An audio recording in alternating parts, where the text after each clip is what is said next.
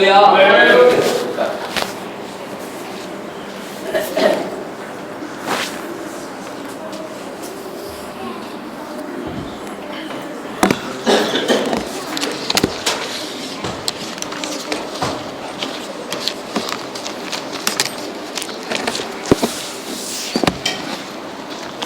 பரிசுத்த நாமத்திற்கு துதியும் கனமும் ஸ்தோத்திரமும் உண்டாவதாக. இந்த நாளிலும் தேவனுடைய வார்த்தையை கேட்பதற்காக கூடி வந்திருக்கிற உங்கள் ஒவ்வொருவரையும் பிதா குமாரன் பரிசுத்த ஆவியானுடைய நாமத்தினாலே வாழ்த்துகிறேன், வரவேற்கிறேன். வேதாம வகுப்பு நாம் துவங்கி இது 49வது வகுப்பில் நாம் உட்கார்ந்திருக்கிறோம். Class number 49. அப்போஸ்தலர் நடபடிகள் துவங்கி இது 25வது சீரீஸ். கடந்த வகுப்பிலே நாம் 9வது அதிகாரம் 18-19வது வசனத்தை நாம் வாசித்து அதை தொடர்ந்து ரட்சிப்பின் படிகளை குறித்து நாம் தியானித்தோம். 18-19வது வசனத்திலே ஒரு முக்கியமான ஒரு சம்பவம் நடந்தது நிமித்தமாக, அதை நாம் பார்த்தது நிமித்தமாக அதில் ஒரு பிரேக் நாம் வைத்து இதுவரைக்கும் நாம் பார்த்து வந்திருந்த அந்த கோணத்திலிருந்து ஒரு சிறிய ஒரு தடையை வைத்து நாம் அந்த இம்பார்ட்டன்ஸுக்கு ஏதோ இருக்கிறது என்று சொல்லி முக்கியத்துவத்தை நாம் அறிந்து வருகிறோம். 18வது வசனம் இப்படியாய் சொல்கிறது: உடனே அவன் கண்களிலிருந்து மீன் செதில்கள் போன்றவைகள் விழுந்தது.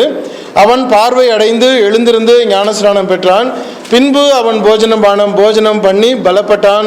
சவுல் தமஸ்குவில் உள்ள சீஷருடனே சில நாள் இருந்து என்று சொல்லி 3 நாட்கள் ஆகாரம் உண்ணாதபடிக்கு அவன் இருந்த துக்கத்திலே அல்லது ஜபத்திலே இருந்த ஒரு சவுல், அனனியா வந்து ஜெபம் செய்து அவனிடத்தில் தேவனுடைய வார்த்தையை குறித்து பேசின பொழுது 3 நாட்களாக இருந்ததான அந்த போஜனம் பண்ணாமல் இருந்ததான அந்த செயலை கூட மறந்து முதலாவது அவன் ஞானஸ்நானப்பட்டு பின்னதாக அவன் போஜனம் பண்ணினான் என்று சொல்லி வசனம் சொல்லப்படுகிறது. அதன் நிமித்தமாக அந்த முக்கியத்துவத்தை உணர்ந்து கொள்ளத்தக்கதாக அதில் ஒரு தடை வைத்து நாம் மற்ற காரியங்களை நாம் பார்க்கிறோம். கடந்த வாரத்தில் த வே ஆஃப் சால்வேஷன், ரட்சிப்பின் படியை குறித்து நாம் பார்த்தோம்.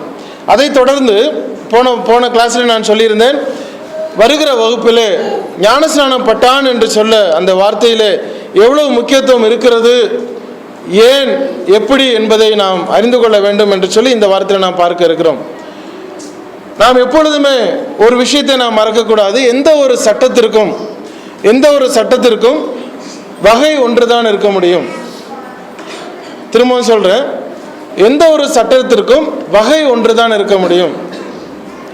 ஒரு சட்டத்திற்கு பலவிதமான வகைகள் இருக்க முடியாது. ஒரு சட்டத்திற்கு பலவிதமான வகைகள் இருக்க முடியாது. அது ஒரே வகை தான். எந்த ஒரு சட்டம் எடுத்தாலும் அது ஒரு வகை. நாகர்கோயில் பஸ் ஸ்டாண்டுக்குள்ளே நுழையும் பொழுது ரைட் சைடில் ஒரு சுவர் நீங்கள் பார்த்துருப்பீங்க. போன கவனிக்கிற ஜனங்களுக்கு தெரியும். அந்த சிலை இருக்குது, அண்ணா சிலை. உள்ளே நுழையும் பொழுது ரைட் சைடில் கடைகள் நிறையா இருக்கும்.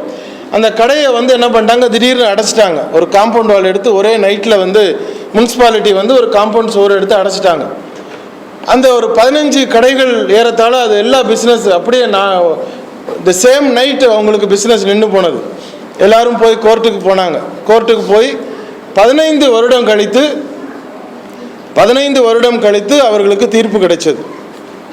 என்ன தீர்ப்பு அப்படின்னா, செவுர் எடுத்தது தப்பு, இடிச்சுக்கலாம் அப்படின்னு சொல்லி தீர்ப்பு. எல்லாரும் பட்டாசு வச்சு பயங்கர கொண்டாட்டம்.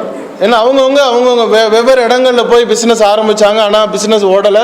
பஸ் ஸ்டாண்டுக்குள்ளே இருக்கிற மாதிரி பிஸ்னஸ் ஓடலை. 15 வருஷம் கஷ்டப்பட்டு போராடி அவங்க வெற்றி எடுத்துட்டாங்க. மறுநாள் காலையில் எல்லாரும் அவங்கவுங்க வந்துட்டு அந்த காம்பவுண்ட் வாலுடைய என்ட்ரன்ஸ், அந்த சைடு இருக்கக்கூடிய என்ட்ரன்ஸில் உள்ள ஒரு கடையை திறந்துட்டாரு. மற்றவங்க எல்லாருக்கும் நேர்முகமாக இருக்கிறது காம்பவுண்ட் வால்.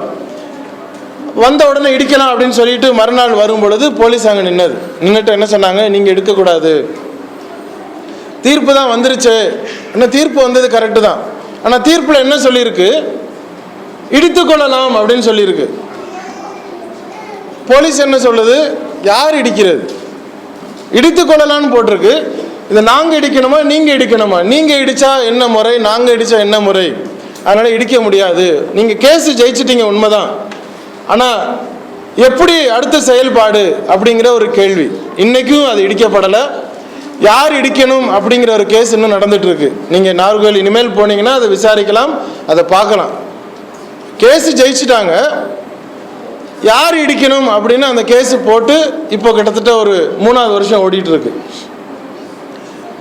ஏன் இதை சொல்ல வரேன், ஒரு சட்டத்திட்டம் வேதாகமத்தில் சொல்லப்பட்டிருக்கு அப்படின்னா அது எப்படி செய்யணும் அப்படிங்கிறதும் சொல்லப்பட்டிருக்கு, எப்படி செய்யக்கூடாது அப்படிங்கிறதும் வரமுறைக்கப்பட்டிருக்கு. எப்படி செய்யணும், எப்படி செய்யக்கூடாது. வேதாகமத்தில் இந்த புதிய ஏற்பாட்டுக்கும் பழைய ஏற்பாட்டுக்கும் வேறொரு வார்த்தை உண்டு, ஞாபகம் இருக்கா? கவனன்ட் அல்லது டெஸ்டமெண்ட், அதாவது உடன்படிக்கை அல்லது ஏற்பாடு. ரெண்டுக்கும் என்ன வித்தியாசம் யாராவது சொல்ல முடியுமா? உடன்படிக்கைக்கும் ஏற்பாட்டுக்கும். உடன்படிக்கை நம்ம கேள்விப்பட்டிருப்போம், ஆனால் பைபிளில் நீங்கள் எடுத்தோன்னே முதல் பக்கத்தில் பார்த்தீங்கன்னா ஏற்பாடு அப்படின்னு போட்டிருக்கோம். உடன்படிக்கைக்கு ஏற்பாடுக்கு என்ன வித்தியாசம்? உடன்படிக்கை அப்படிங்கிறது வெர்பல், உடன்படிக்கை அப்படிங்கிறது வெர்பல். இப்போ நம்ம 2 பேரும் சேர்ந்து அந்த இடத்த நாங்கள் வித்தரலாம் அப்படின்னு தீர்மானித்தோம் பண்ணிக்கிட்டோம். இதை நான் உங்களுக்கு வித்தர்றேன் பிரதர், நான் 2 லட்சத்துக்கு நாங்கள் வித்தர்றோம் அப்படின்னு 2 பேரும் தீர்மானம் பண்ணிட்டாங்க. ஆனால் இந்த தீர்மானம் பேசினதோடு நின்று அது செல்லுபடி ஆகாது. பேசினதோடு நின்று அது செல்லுபடி ஆகாது. அதை போய் நீங்கள் ஒரு பேப்பரில் எழுதி நீங்கள் பேப்பர் எடுத்து கையில் கொடுத்தாலும் செல்லுபடி ஆகாது. அது கவர்மெண்ட்டில் போகணும், ஒரு ஸ்டாம்ப் பேப்பர் வாங்கணும், அந்த ஸ்டாம்ப் பேப்பரில் எழுதணும், அவங்க முறைப்படி எழுதணும், அதுக்கு ஒரு சீல் வைக்கணும். அதுதான் உடன்படிக்கை அப்படிங்கிறது ஏற்பாடாக மாறுகிறது. உடன்படிக்கை பண்ணப்பட்டது ஏற்பாடாக எப்போ வருதுன்னா when it is written and sealed. இயேசு கிறிஸ்து அவர்களுடைய ஜனங்களாகிய நம்மிடத்தில் ஒரு உடன்படிக்கை பண்ணினார், அதை ஏற்பாடாக எழுதி வைக்கிறார். பரிசுத்த ஆவியானவர் அவருடைய இயேசு கிறிஸ்து இரத்தத்தின் நிமித்தமாக அது முத்திரை போடப்படுகிறது. எந்த ஒரு செயலுக்கும் சட்டத்திட்டத்திற்கும் நியமம் உண்டு, வழி உண்டு, சரியான பாதை சொல்லப்பட்டிருக்கிறது. ஞானஸ்நானம் எடுத்தான் அப்படின்னு சொல்லி நம்ம வேதாகமத்தில் வாசிக்கிறோம். வெளிப்படுத்தின விசேஷம் கடைசி வேதாகமம் முடியும் பொழுது என்ன சொல்றாரு? எப்படி சொல்லியிருக்கோ அதன்படி செய், கூடவும் கூடக்கூடாது, குறையவும் குறையக்கூடாது. 1 கொரிந்தியர் 4:6 பார்க்குறோம், சொல்லப்படாததை நீங்கள் எண்ணாதீங்க. உபாகமத்தில் சொல்லப்படுகிறது மறைக்கப்பட்டவைகள் மறைக்கப்பட்டவர்களாக இருக்கட்டும். என்ன சொல்லப்பட்டிருக்கோ சொன்னது படி செய்யணும். சொன்னதுக்கு மீறி நம்ம நினைக்கவும் கூடாது, சொன்னதுக்கு மீறி செய்யவும் கூடாது, சொன்னதை விட்டுட்டு சொல்லாதது மாதிரி செய்யக்கூடாது. இது தேவனுடைய ஏற்பாட்டில் நமக்கு கொடுக்கப்பட்ட சட்டத்திட்டங்கள். 600 கோடி ஜனம் இருக்கு இந்தியாவில். 600 கோடி ஜனமும் அவர்கள் எப்படி பிறந்தாங்க அப்படின்னா ஒரே வழிதான், தாயின் கர்ப்பத்தின் மூலமாக பிறக்கணும் அப்படிங்கிறது நியமனம், தேவன் வைத்த ஒரு நியமனம். இதுக்கு மாற்று கருத்து கிடையாது. எப்படி பிறக்கணும் அப்படிங்கிறது தேவன் நியமித்து வச்சிருக்கிறாரோ, சட்டத்திட்டத்தின்படி தேவனுடைய வார்த்தையிலும் ஒரு மனுஷன் கிறிஸ்தவனா எப்படி பிறக்க வேண்டும் என்பதும் நியமனம். திடீர்னு மரத்துலேருந்து விழுந்துட்டேன் அப்படின்னு ஒருத்தர் சொன்னால் நீங்கள் எப்படி நம்ப மாட்டீங்க? சொல்லுவாங்க, நான் மாடியிலேருந்து திடீர்னு வந்துட்டேன் பிரதர் அப்படின்னா நம்புறதுக்கு ஆள் இருக்குது. நின்றுக்கிட்டே இருந்தோம், அப்படியே உடம்பு அப்படியே தேய்ச்சோம், அழுக்காக உருண்டு வந்தது, அதில் தான் பிறந்து வந்துச்சு அப்படின்னு சொன்னால் அதை நம்புறதுக்கு ஆள் இருக்குது. அதுக்கு பின்னாடி ஓடுறதுக்கு ஒரு பெரிய கூட்டமே இருக்குது. மனுஷங்க அதை சிந்திக்கிறதுக்கு அப்பாற்பட்ட ஒரு அளவுக்கு கற்பனை வளர்ந்து விட்டது.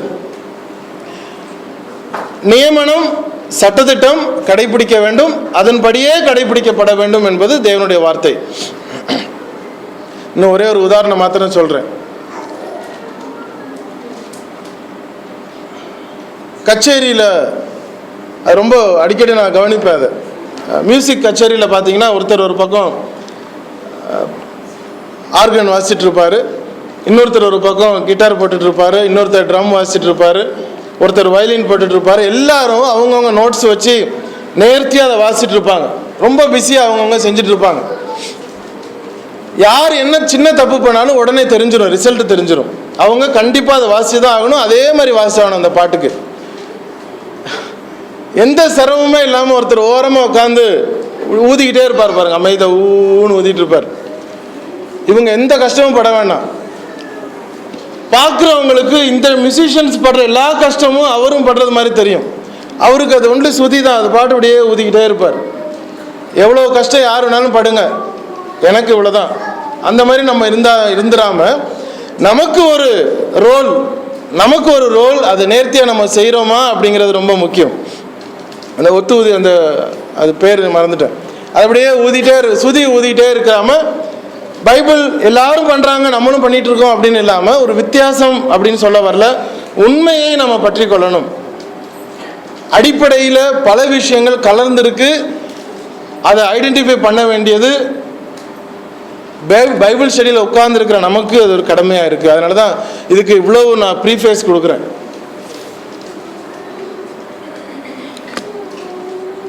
ஞானஸ்நானம்னா என்ன? What is baptism? அது ரொம்ப அடிப்படையான ஒரு வார்த்தை, அடிக்கடி நம்ம கேட்டிருக்கலாம், படிச்சிருக்கலாம். கிரேக்க பாஷையிலிருந்து மொழிபெயர்க்கப்பட்ட புதிய ஏற்பாடு. கிரேக்க பாஷையில் ஞானஸ்நானத்திற்கு பேப்டிசத்திற்கு பேப்டிசோ அப்படிங்கிற ஒரு வார்த்தையின் மூல பாஷையிலிருந்து மொழிபெயர்க்கப்பட்ட ஒரு வார்த்தை. ஏறத்தாழ எல்லா வார்த்தைகளிலும் எல்லா மொழிபெயர்ப்புகளிலும் இந்த பேப்டிசோ அப்படிங்கிற ஒரு வார்த்தையில தான் மொழிபெயர்க்கப்பட்டிருக்கிறது. ஆனால் தமிழாக்கத்தில் மாத்திரம் ஆதி ஜனங்கள் ஜீஜன்பால் வந்த பொழுது அவருக்கு மொழிபெயர்ப்புக்காக கூட இருந்தவர்கள் பிராமணர்களும் ஐதீகமாக இருந்த ஜனங்களும் அவரோடு சேர்ந்து அதை மொழிபெயர்த்தார்கள். இப்போ இந்த பேப்டிஸ்மா அல்லது பேப்டிசோ அப்படிங்கிற வார்த்தைக்கு ஞானம் வந்ததுக்கு அப்புறம் ஸ்நானம் அப்படிங்கிற ஒரு புதிய வார்த்தையை கொடுத்தது தான் தமிழாக்கத்தில் ஞான ஸ்நானம் ஞானம் வந்ததுக்கு அப்புறம். பேப்டிசோ அப்படிங்கிற அந்த ஒரிஜினல் வார்த்தைக்கு இம்மர்ஷன் அல்லது பரியல் அப்படிங்கிறது, இந்த கார்னர் தெரியுதா?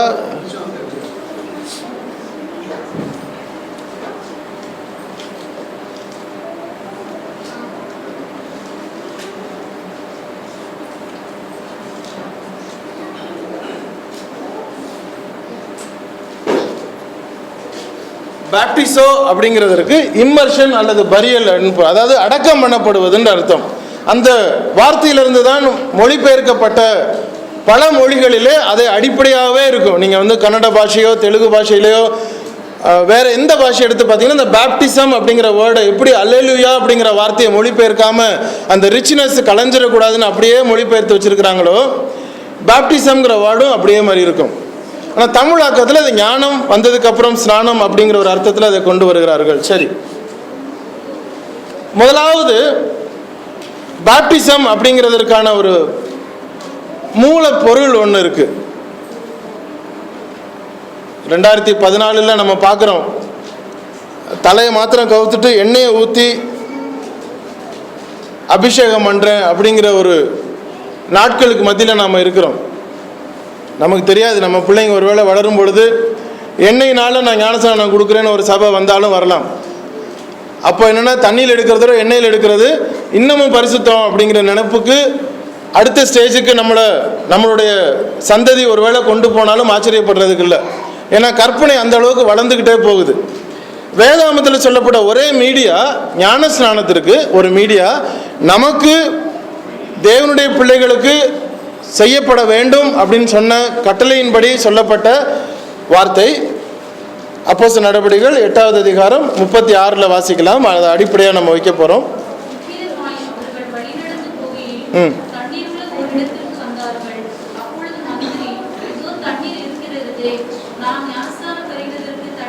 தண்ணீர் இருக்கிறது அப்படின்னு அந்த ஒரு வேர்டு வருது. ஞானஸ்நானத்தை குறித்து நீங்கள் எந்த இடத்துல இயேசு கிறிஸ்துவின் கட்டளைப்படி சொல்லப்பட்ட காரியங்கள் நீங்கள் பார்க்கும் பொழுது தண்ணீர் அங்கே ஒரு சப்ஜெக்டாக அங்கே வருகிறது. பரிசுத்த ஆவியினுடைய ஞானஸ்நானம் மொத்தம் 11 வகையான ஞானஸ்நானங்கள் புதிய ஏற்பாட்டை நம்ம பார்க்க முடியும். நமக்கு ஞானஸ்நானம் என்று சொல்லப்பட்ட கட்டளையின்படி எடுக்கப்பட்ட காரியத்தை பார்க்கும் பொழுது மீடியா என்றால் அது இந்த ஒரு மீடியம், இந்த ஒரு தண்ணீரை நாம் அங்கே பார்க்க முடியும். இப்போ தண்ணீரில் 3 கேள்வி நம்ம அங்கே ஒரு டேப்லேஷன் வச்சுருக்கிறேன். இந்த தண்ணீர் இருக்கிறது தெளிச்சும் கொடுத்துருந்துருக்கலாம், முழுக்கி தான் எடுத்திருக்கா அப்படின்னா இல்லை, எடுத்து தலையில் ஊற்றிருப்பாரா அப்படின்னா இருந்திருக்கலாம்.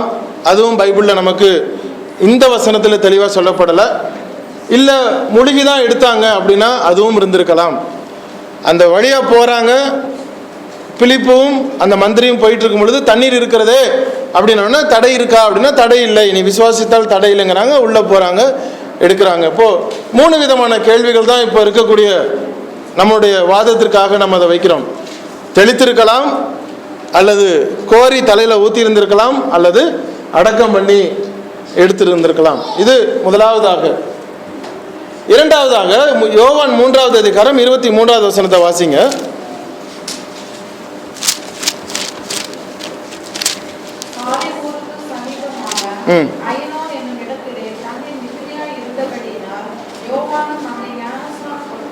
யோவான் கொடுத்தது ஒரு ஞானஸ்நானம், அப்போஸ்தலர்கள் கொடுத்தது ஒரு ஞானஸ்நானம். நிறைய பேருக்கு தெரிஞ்சிருக்கும். யோவான் கொடுத்தது என்ன ஞானஸ்நானம்? மனம் திரும்புதலுக்கு ஏற்ற ஒரு ஞானஸ்நானம்.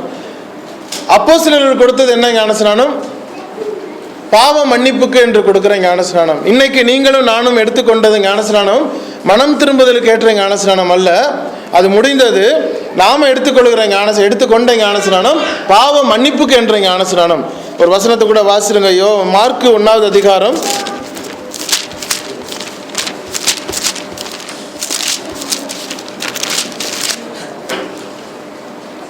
4வது வசனம் வாசிங்க.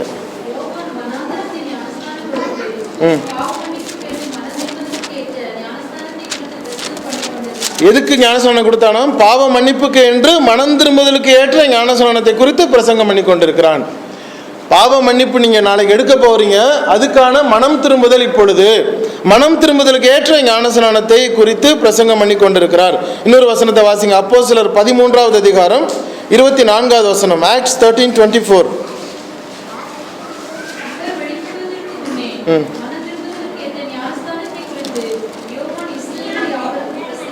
19:4 கூட வாசிங்க. 19:4.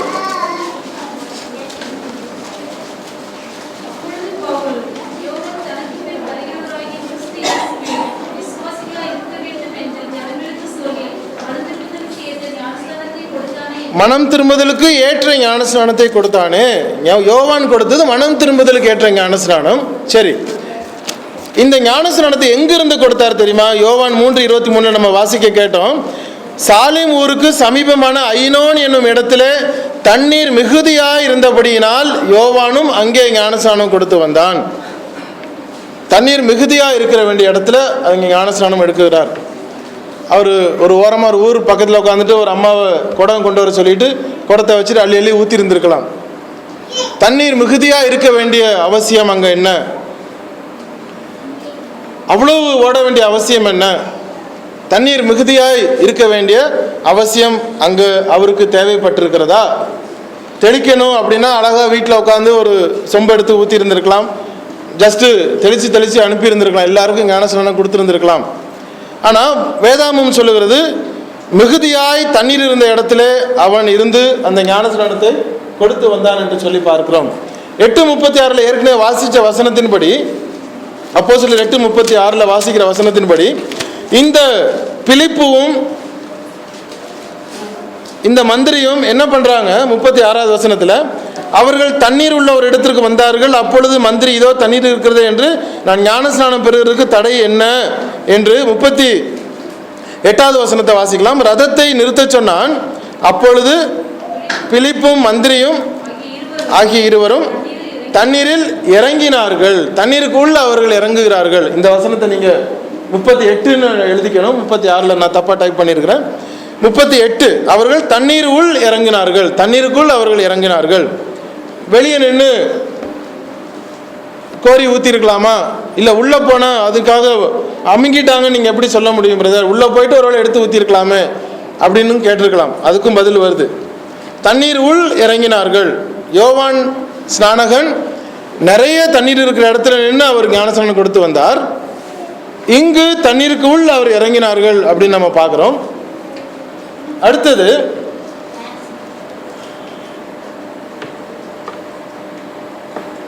ரோமர் 6வது அதிகாரம் 4வது வசனத்துக்கு வாங்க. ரோமர் 6:4.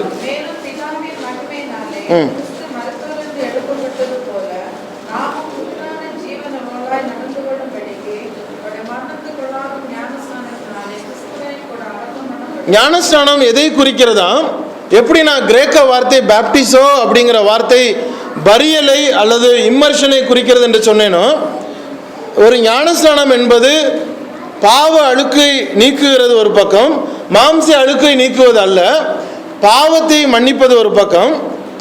அதனுடைய அடையாளம் என்னவாம்? இயேசு கிறிஸ்துவனுடைய மரணத்துக்கு நம்மை ஒப்பாக நாம் அடக்கம் பண்ணப்படுகிறோமோ. அதனால தான் ஞானஸ்நானம் கொடுக்கும்பொழுது இப்படி சாட்சி நாங்கள் எடுக்கிற வழக்கம்.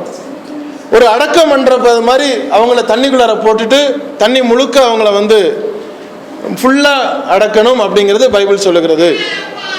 ஒருத்தர் எப்படி அடக்கம் பண்ணுறோம்? ஒருத்தர் செத்துட்டார் அப்படின்னா மண்ணுக்குள்ளார நல்ல ஆழமாக புதைச்சி உள்ளே போட்டு மூடி விட்டுருவோம். நமக்கு ரொம்ப வேண்டப்பட்டவர், ரொம்ப தெரிஞ்சவர், அவர் முகம் மாத்திரம் வெளியே இருக்கட்டும் அப்படின்னு உடம்பெல்லாம் நம்ம புதைச்சி விட்டுருவோம்னா முடியாது. அவர் செத்துட்டார், கண்டிப்பாக உள்ளே போட்டு தான் ஆகணும், இல்லைன்னா நாரி போயிடும். ஒரு பாவ மன்னிப்புக்கு அல்லது கிறிஸ்துவனுடைய மரணத்துக்கு ஒருத்தர் அடக்கம் பண்ணப்படுகிற சாயல் அப்படின்னா இந்த பேப்டிசம் என்பது ஒரு அடையாளமாக கொடுக்கப்பட்டிருக்கிறது, சட்டமாக கொடுக்கப்பட்டிருக்கிறது. அதை தெளிக்கிறதுனாலேயோ தலையில் தண்ணி எடுத்து ஊற்றுறதுனாலேயோ அது அடக்கம் ஆகிவிடாது. செத்த பணத்தில் நீங்கள் மண் அள்ளி மேலே போட்டுட்டு வந்துட்டீங்க அப்படின்னா அது அடக்கம் கிடையாது. மண் எடுத்து தெளித்து விட்டுட்டு வந்துட்டீங்க அடக்கம் பண்ணியாச்சு அப்படின்னாலும் அது முடியாது. கண்டிப்பாக மண்ணுக்கு உள்ளே எப்படி நாம் அடக்கம் அப்படிங்கிற ஒரு அர்த்தத்தை வருகிறதோ, ஒரு ஞானஸ்நானம் என்பது அடக்கத்திற்கு அது சமானமாக இருக்கிறது. தண்ணீர் உள்ளே நாம் முழுவதுமாய் அடக்குகிறோம். இயேசு கிறிஸ்து எப்படி 3ஆம் நாள் உயிரோடு எழுந்தாரோ, இந்த தொடர்ந்து 5வது வசனத்தில் வாசிக்கிறதை நம்ம பார்க்க முடியும். நாமும் தண்ணீரை விட்டு வெளியே வரும் பொழுது அவருடைய உயிர்த்தெழுதலின் சாயலில் நாமும் இணைக்கப்பட்டிருக்கிறோம் அப்படிங்கிறார். அதனால தான் பேப்டிசம் அப்படின்னா எப்படி எடுத்தீங்க அப்படின்னா, பேப்டிசம்னாலே முழுகி எடுக்கிறது தான். அது ஸ்நானம், முழுகி எடுக்க வேண்டியது தான் பேப்டிசம். நீங்கள் என்ன ஞானஸ்நானம் எடுத்தீங்க, முழுகி எடுத்தீங்களா, நீங்கள் தெளிச்சு எடுத்தீங்களா அப்படிங்கிறது அதை சொல்ல விரும்பலை. இப்போ ஞானஸ்நானம்ங்கிறது ஸ்நானத்தை குறிக்கிறது. குளிச்சுட்டீங்களா அப்படின்னா என்ன அர்த்தம்? ஃபுல்லாக தண்ணி பட்டுச்சா, உடம்பு ஃபுல்லாக தண்ணி பட்டதா அப்படிங்கிறது. அடக்கம் என்பது அடக்கி வெளியே எடுக்கக்கூடிய ஒரு காரியம். அடுத்த வசனம் ரெசரக்ஷன். ஞானஸ்நானம் என்பது உயிர்த்தெழுதலுக்கு அது ஒப்பிடப்படுகிறது. கொலோசையர் 2வது அதிகாரம் 12வது வசனத்துக்கு வாங்க.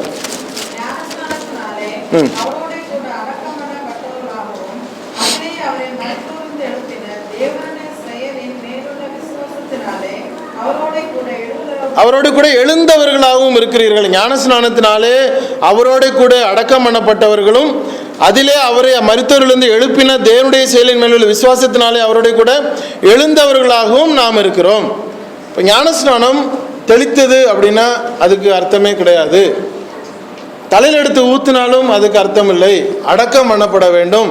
அந்த அடக்கத்திலிருந்து மறுபடியும் நாம் உயிர்த்தெழுந்தது நிமித்தமாக கிறிஸ்துவனுடைய உயிர்த்தெழுதலுக்கு நாம் அதை ஒப்படையாக வேதம் வைத்திருக்கிறதுக்கு நாம் அதை சரியாக கீழ்ப்படுகிறோம்.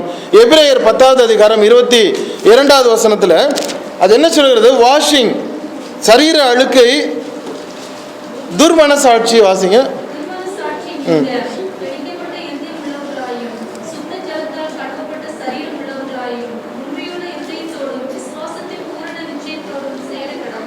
சரீரம் கழுவப்பட்டதா இருக்கிறது. சரீரம் கழுவப்பட்ட ஒரு சரீரம், முழுவதுமான சரீரம் கழுவப்படுகிறதா இருக்கிறது.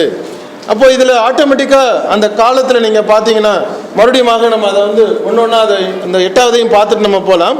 மார்க் 1வது அதிகாரம் 10வது வசனத்துக்கு வாங்க. மார்க் 1:10.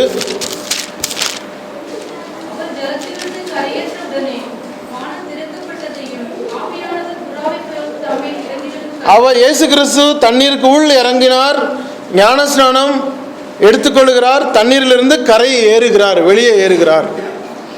அப்போ எத்தனை ஆப்ஜெக்ட் அங்கே வருது? முதலாவது நாம் தண்ணீர் ஞானஸ்நானத்திற்கு உபயோகப்படுத்தப்பட்டது என்று நம்ம பார்க்கிறோம். அதில் தெளித்திருந்திருக்கலாம், ஊற்றி இருந்திருக்கலாம், அடக்கி இருந்திருக்கலாம்.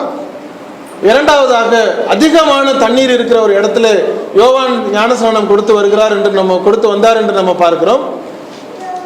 தெளிக்க வேண்டியது அவசியமாக இருந்திருந்தா அப்படி ஒரு இடத்துல போய் உட்கார்ந்துருக்க வேண்டிய அவசியம் இல்லை. அவர் ஊருக்குள்ளே உட்கார்ந்து அதை செய்திருக்கலாம். எடுத்து ஊற்றணும்னா கூட அங்கே அவர் இருந்திருக்கலாம். அவருக்கு இம்மர்ஷன் தேவைப்பட்டிருந்திருக்க வேண்டியது. ஆகவே அந்த இடத்துல அவர் அதிகமான தண்ணீர் இருக்கிற இடத்துல இருந்திருக்கிறார் என்று நம்ம அதை பார்க்க முடிகிறது. தண்ணீருக்கு உள்ள அவர்கள் போகிறார்கள். நான்காவதாக அடக்கம் பண்ணப்படுகிறதற்கு ஞானஸ்நானம் ஒப்பிடப்படுகிறது. உயிரோடு இயேசு கிறிஸ்து உயிரோடு எழும்புவதற்கு நாம் எடுத்துக்கொள்கிற ஞானஸ்நானம் ஒப்பனையாக சொல்லப்பட்டிருக்கிறது. சரீரம் முழுவதும் கழுவப்பட்டதாக அது ஒப்பனையாக சொல்லப்படுகிறது. இயேசு கிறிஸ்து ஞானஸ்நானம் எடுத்துக்கொண்ட பொழுது தண்ணீரிலிருந்து வெளியே கரையேறினார் என்று சொல்கிற ஒரு காரியத்தையும் நாம் அதில் பார்க்க முடியும். இந்த ஞானஸ்நானம் எப்படி எடுத்துக்கொண்டார்கள், எப்படி கொடுக்கப்பட்டது, எப்படிப்பட்ட ஒரு செயல் செய்யப்பட்டது என்று சொல்லி நம்ம பார்த்தோம். அவசியம் என்ன, ஏன் ஞானஸ்நானம் எடுக்கணும், what is the purpose of taking baptism, இதனுடைய அவசியம் என்ன, பர்பஸ் என்ன? முதலாவது நம்ம பார்க்கிறது இயேசு கிறிஸ்து சொன்ன வார்த்தை தேவனுடைய நீதியை நிறைவேற்றுகிறது. மத்தேயு 3:15 சொல்லுகிற ஒரு வசனம் வாசிக்கலாம்.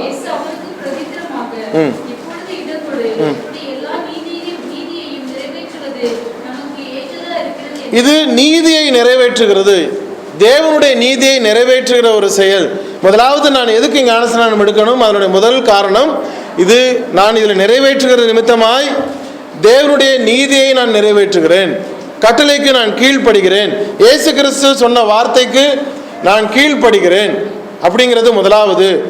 டு ஃபுல்ஃபில் ஆல் ரைட்சியஸ்னஸ், எல்லா நீதியையும் நிறைவேற்றுகிறதுல நான் முதல் படியை நான் இதற்கு சம்மதிக்கிறேன் என்றது முதல் காரணம். இரண்டாவது, ஞானஸ்நானம் படுகிறதுனாலே நான் ரட்சிக்கப்படுகிறேன், விசுவாசம் உள்ளவனாகி ஞானஸ்நானம் பெற்றவன் ரட்சிக்கப்படுகிறான் என்று சொல்லி மார்க் 16:16 சொல்லப்படுகிறது.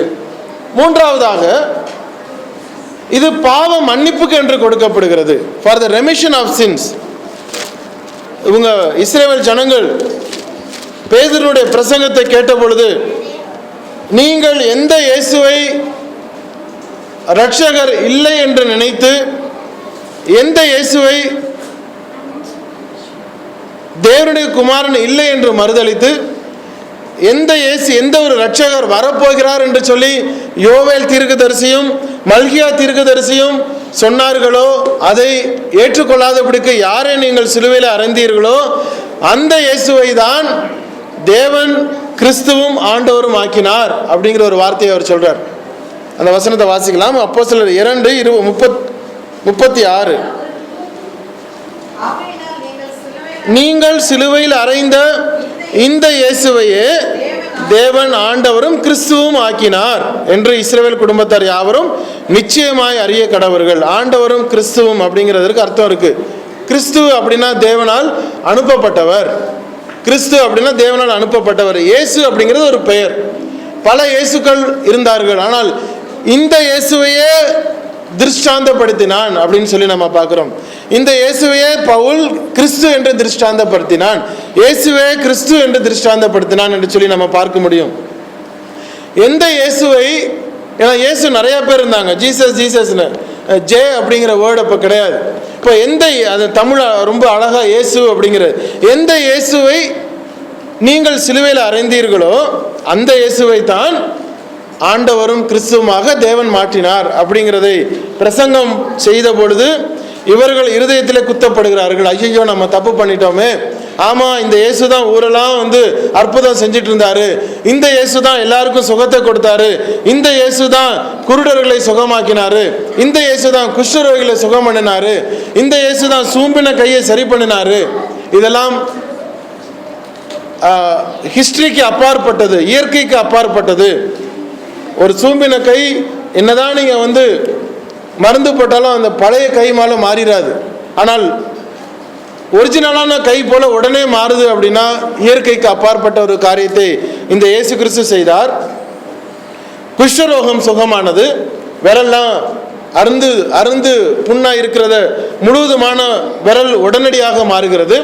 இவ்வளவு அற்புதங்கள் செய்வதற்கு யாருனாலே முடியாது, இந்த இயேசு கிறிஸ்து செஞ்சாரு, இவர் பிசாசினால் செய்தார்கள் நினைத்தாங்க. ஆனால் பேதுரு பிரசங்கம் பண்ணின பொழுது இந்த காரியங்கள் எல்லாம் யோவேல் தீர்க்கதரிசி காலத்திலிருந்து சொல்லப்பட்ட எல்லாவற்றையும் லிங்க் பண்ணி, இந்த இயேசுதான் அந்த இயேசு, ஒரு கிறிஸ்து வருவார் நீங்க நினைச்சிட்டு இருந்தீங்கல்ல, அந்த கிறிஸ்து இவர் தான் அப்படின்னு சொல்லும் பொழுது இவர்கள் இருதயத்திலே குத்தப்படுகிறார்கள். குத்தப்பட்ட பொழுது கேட்குறாங்க, ஐயோ அப்போ நாங்கள் என்ன பண்ணணும், இவ்வளவு நாள் நாங்கள் நினைக்காம இருந்துட்டோமே, இவ்வளவு நாள் யாரோ ஒருத்தர் தான் கடவுள் நாங்கள் நினச்சிட்டு இருந்தோமே, இவ்வளவு நாள் எங்களுடைய முன்னோர்கள் சொன்னதான் கடவுள் நாங்கள் நினச்சிக்கிட்டு இருந்தோமே, இப்பொழுது எங்களுக்கு உணர்வு வந்திருக்கு. அப்போ இவ்வளவு நாள் நாங்கள் தப்பு பண்ணியிருக்கிறோம். பாவம் அப்படிங்கிறது சிகரெட் குடிக்கிறது மாத்திரம் பாவம் இல்லை, சாராயம் குடிக்கிறது மாத்திரம் பாவம் இல்லை. முதல் பாவம், பிரதான பாவம், தேவனிடத்தில் வராதது பிரதான பாவம். தேவனிடத்தில் வராதது பிரதான பாவம். இப்போ தேவனிடத்தில் கடந்து வராதது இதுவரைக்கும் நான் செய்த பாவம். அப்போ இன்றைக்கு தேவன் யார் என்பதை தெரிந்து கொண்டிருக்கிறேன். யார் மூலமாக நான் தேவனிடத்தில் போக முடியும் என்பதை தெரிந்து கொண்டிருக்கிறேன். இப்போ என்னுடைய இருதயம் குத்தப்படுகிறது, நான் என்ன பண்ணணும்? அவங்க தான் கேட்குறாங்க. இதை அவர்கள் கேட்ட பொழுது 37வது வசனத்தை வாசிக்கலாம்.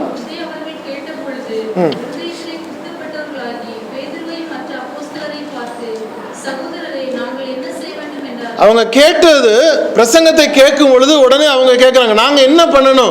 இவ்வளோ நாள் நாங்கள் தப்பு பண்ணிட்டோம், இப்போ நாங்கள் என்ன பண்ணுறது? ஒரு விடிவு காலம் சொல்லுங்க, ஒரு வடிகாலை சொல்லுங்க, ஒரு ஸ்டெப் நாங்கள் எடுத்தது என்ன செய்யலாம்? தப்பு பண்ணிட்டோமே. அப்போதான் பேதுரு சொல்றாரு, நீங்கள் மனம் திரும்ப வேண்டும், ஒவ்வொருவரும் பாவ மன்னிப்புக்கு என்று இயேசு கிறிஸ்துவின் நாமத்தினாலே ஞானஸ்நானம் பெற்றுக்கொள்ளுங்கள், அப்பொழுது பரிசுத்த ஆவியின் வரத்தை பெறுவீர்கள். அப்போதான் அந்த it's for the remission of the since.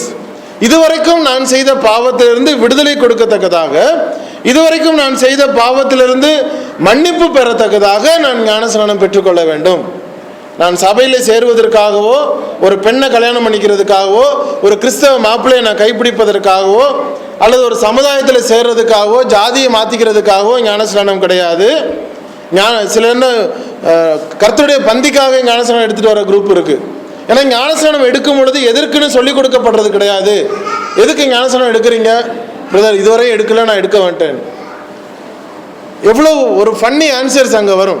அந்த இடத்துல நின்று கேட்போம், எதுக்கு நீங்கள் ஞானஸ்நானம் எடுக்க வரீங்க?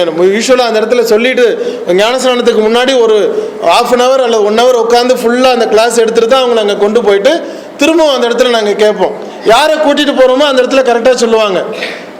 ஆனால் பேப்டிசம் கொடுத்துட்டு திரும்ப வெளியே வந்து ஒரு கால் ஃபார் ஒரு பப்ளிக் கால் கொடுப்போம். ஏன்னா அந்த நேரத்தில் பல பேரை கூட்டிகிட்டு வருவாங்க. யாராவது ஞானஸ்நானம் எடுக்க நீங்கள் ரெடியாக இருக்கிறீங்களா அப்படின்னா, அது வரைக்கும் வராதவர்கள் அல்லது தீர்மானம் எடுக்காதவர்கள் கடைசி நேரத்தில் தீர்மானம் எடுக்கிறதுக்கும் எடுத்ததும் நிறைய நடந்திருக்கு. அப்போ அவங்க கேட்கும் பொழுது அவங்க அந்த பதில் அவங்க சொல்லுவாங்க, வித்தியாசமான பதில்களாக இருக்கும். அல்லது முறை அறியாமல் ஞானஸ்நானம் எடுத்தவர்கள் சொல்லுகிற ஆன்சரை நீங்கள் கேட்டாலும் ரொம்ப ஃபன்னியாக இருக்கும். எதுக்கு எடுத்தீங்க அப்படின்னா, இதுவரையும் எடுக்கலன்னா நாங்கள் எடுத்துட்டோம், வெளிநாட்டிலேருந்து ஒரு துறை வந்தார், எங்களை ஞானஸ்நானம் எடுக்க சொன்னாங்க, எடுத்துட்டோம்.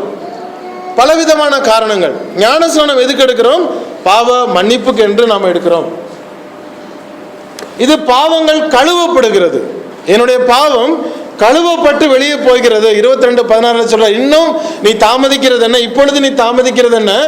எழுந்து, அதை வாசிங்க. தொழுது கொண்டு, இயேசு கிறிஸ்து தொழுது கொண்டு எழுந்து,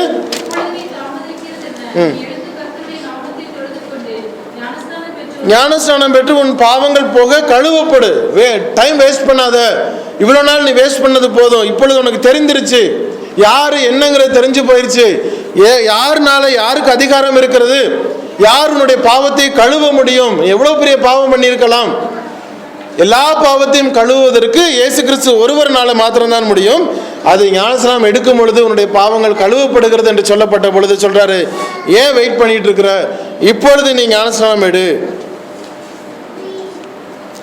எப்படி ஞானஸ்நானம் எடுக்கணுமா? 28வது அதிகாரம் மத்தேயு 28:19 வாசிங்க.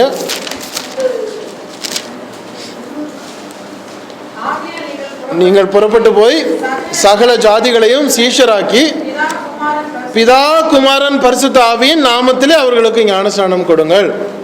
சகல ஜாதிகள், நான் பலமுறை சொல்லியிருக்கேன், ஜாதி அப்படின்னா நம்ம ஊரில் இருக்கிற ஜாதி இல்லை, நேஷன்ஸ், பல தேசத்தார், எல்லா தேசத்தாரும், சகல தேசத்தாரும்.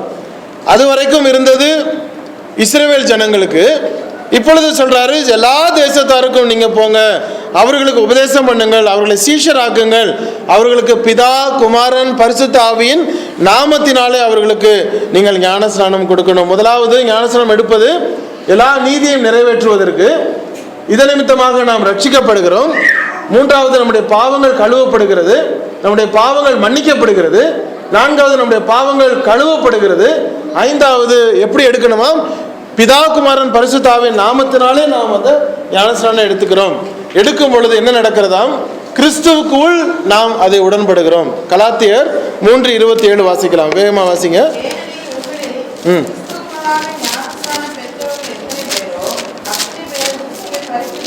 கிறிஸ்துவை நாம் தரித்துக் கொள்கிறோம். எப்பொழுது பிதா குமாரன் பரிசுத்த ஆவியின் நாமத்தினாலே நாம் ஞானஸ்நானத்தை எடுக்கிறோமோ அந்த ஞானஸ்நானம் நம்மை கிறிஸ்துவுக்கு உள்ளாக்குகிறது.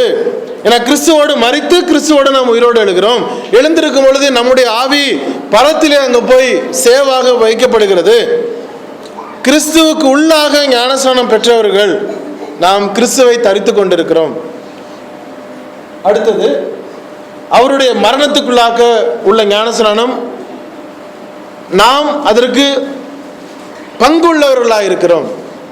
ஞானஸ்நானம் மூழ்கி எடுத்தது நிமித்தமாய் அவருடைய மரணத்திற்கு நாம் பங்குள்ளவர்களாக இருக்கிறோம். அதனால தான் கம்யூனியன் கொடுக்கும் பொழுது ஒவ்வொரு தடவையும் ஞானஸ்நானம் எடுத்தவர்கள் வந்து எடுக்கணும் அப்படின்னு சொல்கிறது.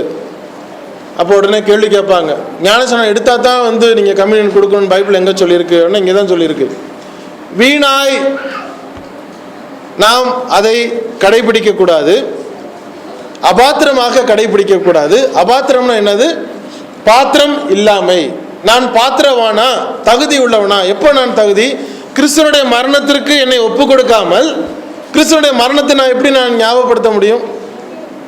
அவர் எனக்காக மரித்திருக்கிறார் அப்படிங்கிறத நான் ஏற்றுக்கொள்வதாக இருந்தால் அதற்கு ஒப்புணையான ஞானஸ்நானம் நான் பட்டு என்னுடைய பாவம் மன்னிக்கப்பட்டு நான் கிறிஸ்துவோடு மரித்து கிறிஸ்துவோடு நான் உயிரோடு எழுந்ததான உடன்படிக்கைக்கு நான் கீழ்பட்டிருந்தால் அவருடைய மரணத்தை நினைவு கூறுவதற்கு நான் தகுதி. இதுக்கே நான் உடன்படாமல் ஞானஸ்நானத்திற்கு உடன்படாதபடிக்கு நான் எப்படி கம்யூனியன் எடுத்துக்கொள்ள முடியும்? அது அபாத்திர தன்மையாய் மாறுகிறது. ஞானஸ்நானம் எடுத்துக்கொள்வது நிமித்தமாய் அவருடைய மரணத்துக்கு உள்ளே என்னை ஒப்பு கொடுத்திருக்கிறேன்.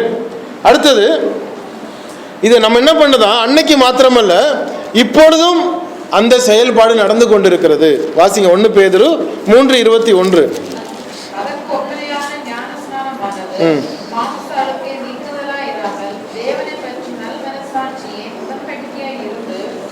இப்பொழுது நம்மையும் இயேசு கிறிஸ்துவின் உயிர்த்தெழுதலினால் ரட்சிக்கிறது. அந்த காலத்தில் மாத்திரமல்ல இப்பொழுதும் அது நடக்கிறது. பேதுரு எழுதுகிறார் இந்த வசனத்தை வந்து ஏறத்தாழ 65வது ஆண்டில் அதை எழுதுகிறார். இயேசு கிறிஸ்து பிறந்து 65வது ஆண்டுகளில் இந்த நிருபங்கள் எழுதப்படுகிறது.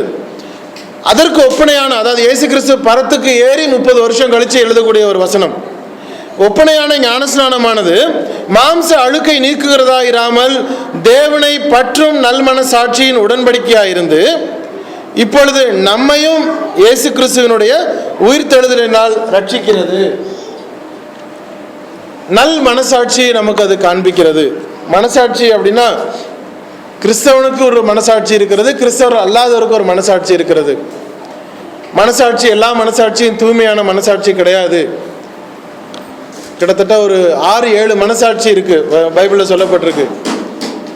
எல்லா மனசாட்சியும் நல்ல வார்த்தையை சொல்லிடாது. நம்ம சில மனசாட்சிக்கு ஏற்று பார்த்து சொல்லுப்பா, மனசாட்சிக்கு சரியாக சொல்லு அப்படின்னா மனசாட்சி படி தான் நான் சொல்கிறேன்னு ஒரு தப்பான காரியத்தை செய்யக்கூடிய ஜனங்களை நம்ம பார்த்துருக்குறோம். எல்லாருக்கும் மனசாட்சி இருக்குது, ஆனால் அந்த மனசாட்சி உண்மை அப்படின்னு கிடையாது. சில நேரம் நமக்கு ஞாபகம் சொல்லுவாங்க, இந்த மனசாட்சி தான் பரிசுத்த ஆவி அப்படின்வாங்க. அப்போது ஞானஸ்நானம் எடுக்காதவனுக்கு மனசாட்சி எங்கே போச்சு? அப்போ அவனுக்கு நமக்கு மனசாட்சி பரிசுத்த ஆவியானவர்னா ஞானஸ்நானம் எடுக்காதவனுக்கு மனசாட்சி பரிசுத்த ஆவியானவரா? மனசாட்சி துர்மனசாட்சி இருக்கிறது, நம்மை தவறான பாதையில் நடத்துகிற மனசாட்சி இருக்கிறது, 6-7 விதமான மனசாட்சி இருக்கிறது. ஆனால் அந்த மனசாட்சியை கிறிஸ்துவுக்கு ஏற்ற நல் மனசாட்சியாய் மாற்றுகிறது இந்த ஞானஸ்நானம். 9 காரியங்களை நம்ம பார்த்துருக்கிறோம். 10வது, இது புதிய வாழ்க்கைக்குள்ளாய் நம்மை நடத்துகிறது. ஒரு புதிய life, to walk in a new life, ஒரு புதிய பாதையிலே நம்மை வழி நடத்துகிறதா இருக்கிறது. ரோமர் 6:4 அது ஆதாரமாக நான் அதை எழுதியிருக்கிறேன். மொத்தம் 10 காரியங்களை நம்ம பார்க்குறோம். 11, தேவனுடைய ராஜ்யத்துக்கு உள்ளாக நம்மை கொண்டு சேர்க்கிறது. யோவான் 3:5 வாசிக்கலாம். ஒருவன் ஜலத்தினாலும் ஆவினாலும் பிறவாவிட்டால் அவன் தேவனுடைய ராஜ்யத்தை காண மாட்டான். 3:5.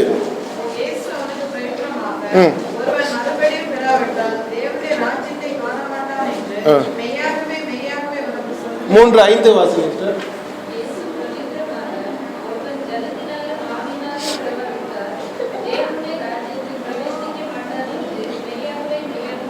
ஒருவன் ஜலத்தினாலும் ஆவியினாலும் பிறவாவிட்டால் தேவனுடைய ராஜ்யத்தில் பிரவேசிக்க மாட்டான். நாம் ஞானஸ்நானம் எடுக்கும் பொழுது தேவனுடைய ராஜ்யத்துக்கு உள்ளாக நாம் கடந்து செல்கிறோம். கடைசியாக 1 கொரிந்தியர் 12:13 வாசிக்கலாம். ஞானஸ்நானம் எடுப்பது நிமித்தமாய் எல்லாரும் ஒரே சரீரத்திற்குள்ளாக நாம் வருகிறோம். நாம் யூதராயினும் கிரேக்கராயினும் அடிமைகளாயினும் சுயாதீனராயினும் எல்லாரும் ஒரே ஆவியினாலே ஒரே சரீரத்திற்குள்ளாக ஞானஸ்நானம் பண்ணப்பட்டு எல்லாரும் ஒரே ஆவிக்குள்ளாகவே ஞானஸ்நானம் எடுக்கிறதுனால நீங்களும் நானும் கிறிஸ்துவுக்குள்ளே ஒரே சரீரம். ஞானஸ்நானம் எடுப்பது நிமித்தமாக கிறிஸ்துவை நாம் தலையாக வைத்திருக்கிறோம். ஞானஸ்நானம் எடுப்பது நிமித்தமாக அந்த தலையில் இருக்கிற வரக்கூடிய இன்ஸ்ட்ரக்ஷனை நம்ம வேதாகமத்தில் சொல்லப்பட்ட காரியத்திற்கு கீழ்ப்படிந்து எல்லா கிறிஸ்தவர்களும் ஒரே சரீரமாக செயல்படுகிறோம். தலை சொல்லுவதுதான் கை கேட்கணும், தலையிலிருந்து வரக்கூடிய இன்ஸ்ட்ரக்ஷன் தான் கால் கேட்கணும், தலையிலிருந்து வரக்கூடிய இன்ஸ்ட்ரக்ஷன் தான் ஒவ்வொரு செயல்பாடும் செய்யணும். அதனால தான் கிறிஸ்துவை தலையாக வைத்திருக்கிறோம். கிறிஸ்தவர்கள் எல்லாரும் அவருடைய வார்த்தையாகிய தேவனுடைய வார்த்தையிலிருந்து நாம கீழ்ப்படிய வேண்டிய கட்டாயம். இதை தாண்டிட்டோம்னா நம்ம அந்த சரீரத்தில் இல்லைன்னு அர்த்தம். இந்த கை ஒரு வேலையை செய்யுது, ஆனால் துண்டாடப்பட்ட கை தனியாக அது பாட்டு துடிச்சுக்கிட்டு இருக்கு அப்படின்னா அது துண்டா இருக்கு, அதுக்கும் தலைக்கும் சம்பந்தம் இல்லை. கிறிஸ்தவர்கள் கிறிஸ்துவனுடைய வார்த்தைக்கு கீழ்ப்படுகிறதா இருந்தால் அந்த சரீரத்தில் இருக்க முடியும். சரீரத்தில் இருந்தால் கிறிஸ்துவனுடைய வார்த்தைக்கு கீழ்பட்டு இருக்க வேண்டும். வேகமாக ஒரு சம்மரியை நான் கொடுக்குறேன். What is it's purpose? அவருடைய நீதியை நிறைவேற்றுகிறோம், நாம் ரட்சிக்கப்படுகிறோம், பாவங்கள் மன்னிக்கப்படுகிறது, பாவங்கள் கழுவப்படுகிறது, பிதா குமாரன் பரிசுத்த ஆவியின் நாமத்தினாலே அந்த ஞானஸ்நானத்துக்குள்ளாக நாம் கடந்து செல்கிறோம். கிறிஸ்துவனுடைய கிறிஸ்துவுக்குள்ள நாம் கடந்து செல்கிறோம். அவருடைய மரணத்திற்கு நாம் அது ஒப்பு கொடுக்கிறோம். இப்பொழுதும் அது நம்மை வழிநடத்துகிறதா, இப்பொழுதும் நம்மை ரட்சிக்கிறதா இருக்கிறது, நமக்கு நல் மனசாட்சியை கொடுக்கிறதா இருக்கிறது, ஒரு புதிய வாழ்க்கைக்குள்ளாக நம்மை நடத்துகிறது, ராஜ்யத்துக்குள்ளே தேவனுடைய ராஜ்யத்துக்குள்ளே நம்மை சேர்க்கிறது. கடைசியாக ஒரே சரீரமாக கிறிஸ்துவின் சரீரத்துக்குள்ளே நாம் கடந்து வருகிறோம். தேவன் தாமே இந்த வார்த்தைகளை ஆசீர்வதிப்பாராக. இன்றைக்கு பேசின வார்த்தைகளில் ஏதாவது சந்தேகங்கள் இருந்தால் நீங்கள் கேட்குமாறு கேட்டுக்கொள்கிறேன்.